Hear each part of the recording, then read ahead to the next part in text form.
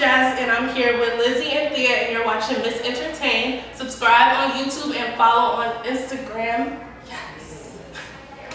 We're gonna call it. Hi guys, I'm Lizzie. And I'm Thea. And this is Miss Entertain. So we are here with the gorgeous, intelligent YouTuber, Jasmine Drakeford. Hey. Thank you so much for joining us. Thanks for having me. All right, so for the people watching who aren't familiar with what you do and why we are in love with you, could you please just give them a little bit tidbit about who you are? Well, my name is Jasmine. I'm from the Bay Area, and I am a YouTuber slash entrepreneur slash activist slash everything. Pretty much my main thing is trying to help educate the Black community, bring us together, try to find ways to like financially grow, spiritually grow, all of that. So I'm just trying to do it all. And that's great. That's amazing. We're in love with your YouTube show. Thank you. And what I love about the YouTube channel is that, yes, you do DIYs and you do lookbooks, but you also make it a point to be socially conscious. Yeah. So, like, what made you go that route with your YouTube channel? Well, when I first made my channel, like, I didn't want to put myself in a box or anything. So my very first video, I said I'm just gonna do whatever I want, because I know once you kind of establish yourself as a hair channel, a makeup channel, that's kind of what people expect from you. But for the videos where I would talk about social issues, what's going on in the community, those were the ones that were getting all the attention, all the love. So to try to balance it out was hard, but at the end of the day, that was the thing that I was most passionate about. So it was kind of easy to like gear my channel more towards that than anything. But I like to do other stuff to try to keep the balance and keep my sanity. So, you know.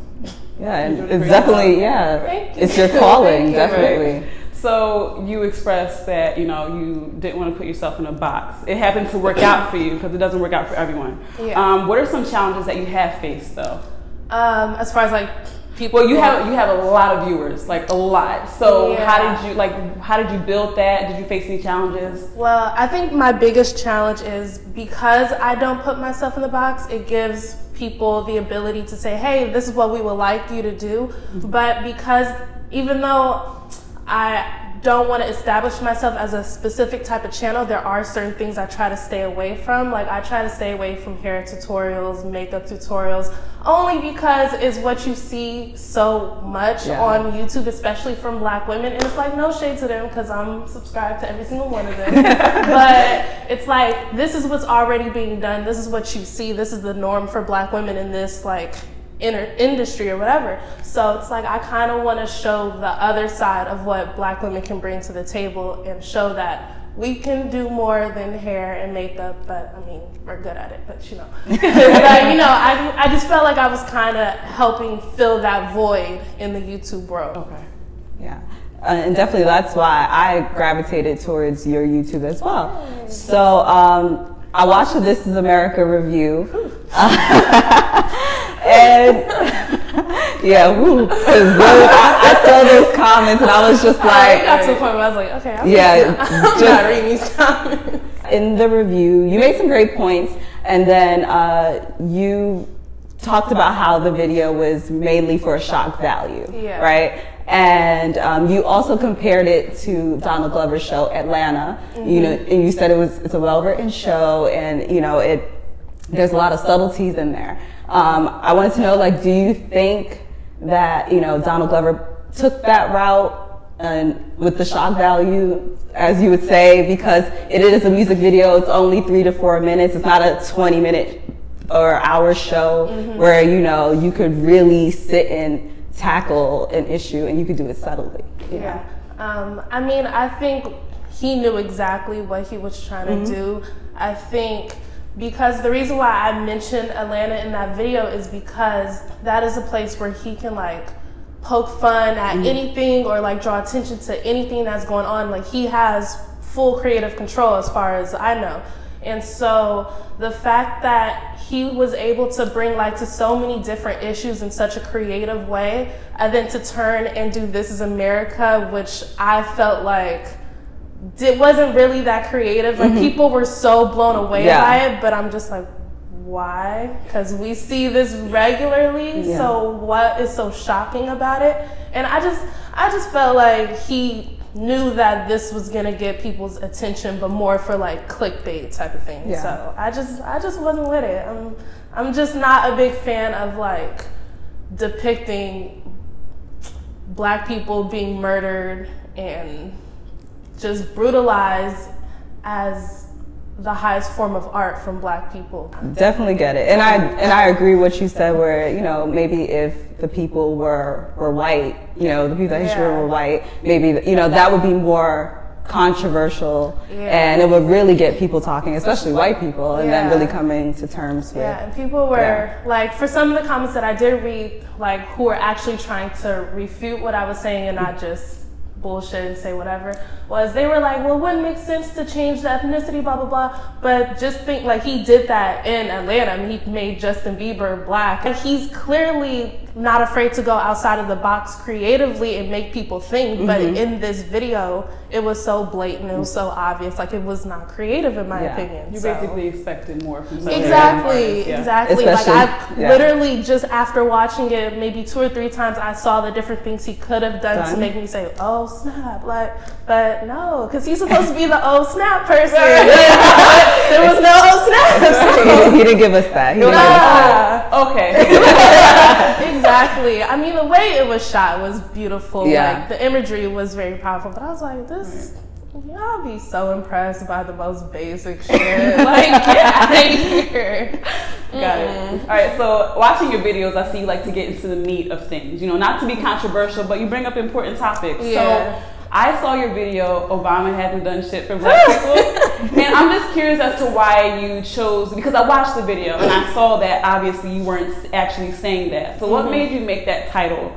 Well, one thing on YouTube that I do understand is there's a difference between like clickbait and then something that's gonna grasp your attention. And a lot of people, like, ever see videos and the thumbnail has nothing to do with the video, or it says something like, I was kidnapped, and then it's a story of a bad date or something like that. The reason why I chose that is because so many people would see that title, and some people would think that's what I'm gonna say, but so many people know that that's what a lot of people think, and it's something that we hear often. So it was my response to people who say that. And so my response wasn't so much saying that Obama didn't do anything for Black people. It's just, for those of you who do say that, it's why would you expect some huge change from, one Black person being put into office surrounded by all these white people in a country that has like done so much bad. Like, why do you think one person can reverse that in 4 to 8 years?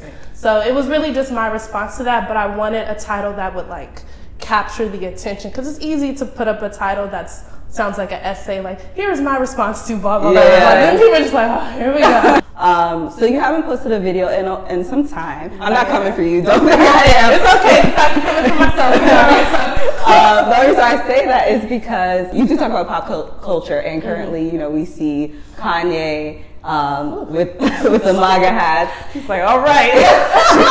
I'm getting you prepped.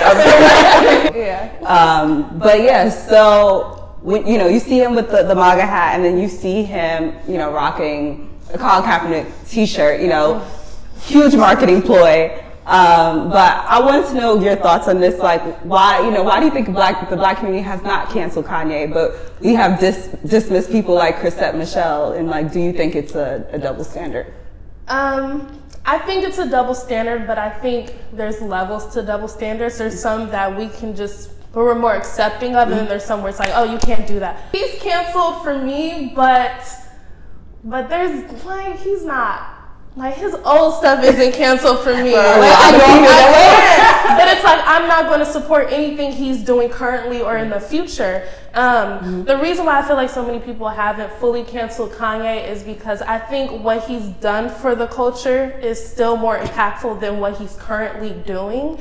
And I feel like a lot of people also understand, like, I'm all for like discussing mental health and all of that, but a lot of people are trying to use that as an excuse for like his behavior. And so it's like, you can't use the excuse of having some type of mental disorder for being an asshole, because that's really what you're like. Like, you're just being a dickhead. I've never used that word before, but like, damn it, Kanye, you're bringing it out. But like, the thing with Kanye is just, I think because we were able to see the trajectory of his life and we can see like his ups and downs and the stuff that he's gone to and the people he's surrounding himself by, I think we still understand it. It's not that we're saying it's acceptable, but it's like, damn, like you're in a shitty place. But as for like Chrisette Michele and the double standard, because don't you feel that we are harder on black women? Like she is dismissed. Definitely. There was a comment, someone said that she's like giving voice lessons now. Like, you know, like she's pretty much done.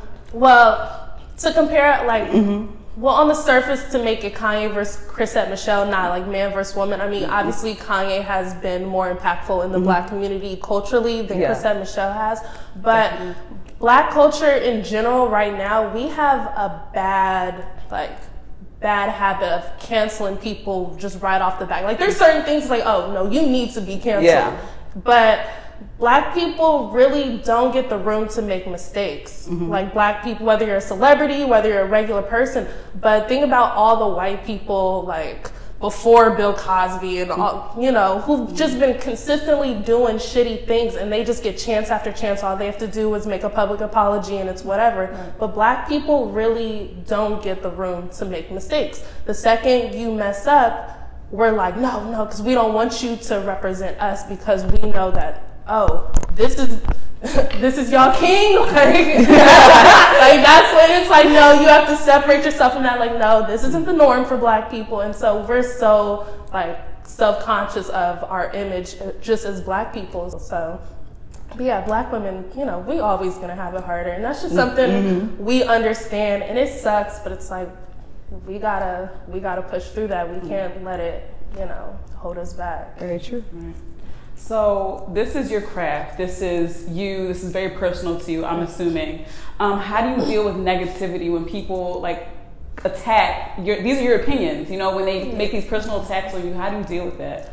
Well, from the very beginning, I knew that, well, I guess I'm gonna say as a kid, like my parents always raised me to like have a high level of confidence and like if you're sure about what you're doing, what you're saying, then it's like go with it.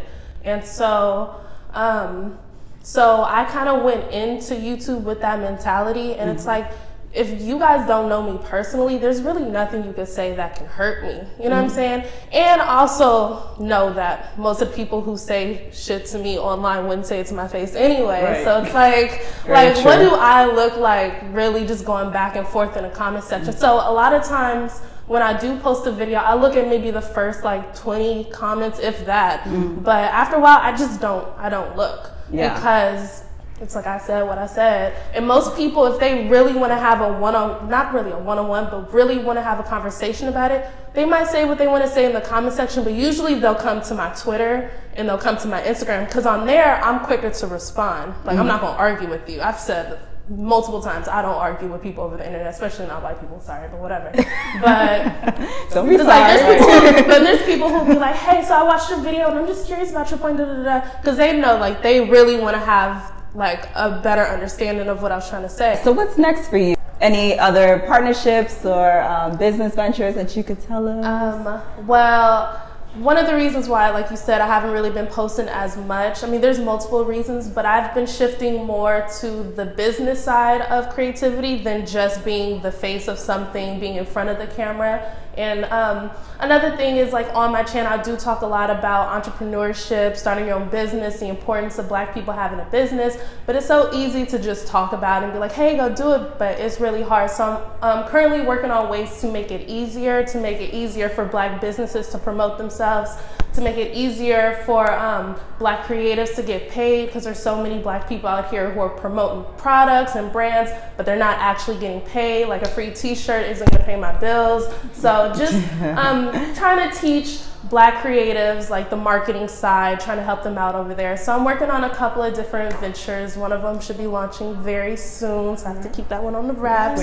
And actually, a couple friends from back home and I are working on a series based on the city that I'm from, and that's also a little bit on the wraps. But, you know, I'm busy. A lot of people are like, when's the next video? And it's like, I haven't given up on y'all. It's just I'm doing stuff. Is this a scripted series? It's a scripted series. Oh, wow. Yes, so. Oh, awesome. Another Issa Rae or something. Right, Yeah, like. I'm trying. No, you're succeeding. Yeah. So, as a great role model for young brown girls, can you name someone else who you feel, a celebrity who you feel is an inspiration as well?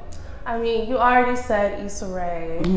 I feel like that's almost every black girl's yes, girl, right now. Yeah. Definitely. I love me some like Shonda Rhimes, and like there's so many, and I love the fact that there's so many. I love the fact that I can't just be like, oh, the only one doing it. It's like there's a lot of us doing it right now. So. The industry is genuine black girl magic. Yeah, right it is. Like it's just oozing. Yeah. I love it. Yeah. It's amazing. It's a great feeling. Like, this is our time. Thank you so much, and I really want to thank you for being someone that walks in your truth. Thank you. And you're definitely a role model to black girls out there. But yeah, thank you for your time. We really appreciate it. Thank you. Thank y'all. Look at all these plugs, y'all. Yeah, of course. No, we got to support each other. Black women have to support each other. No, we definitely do. All right, guys. So thanks for watching. Thank you. Bye, guys. Bye.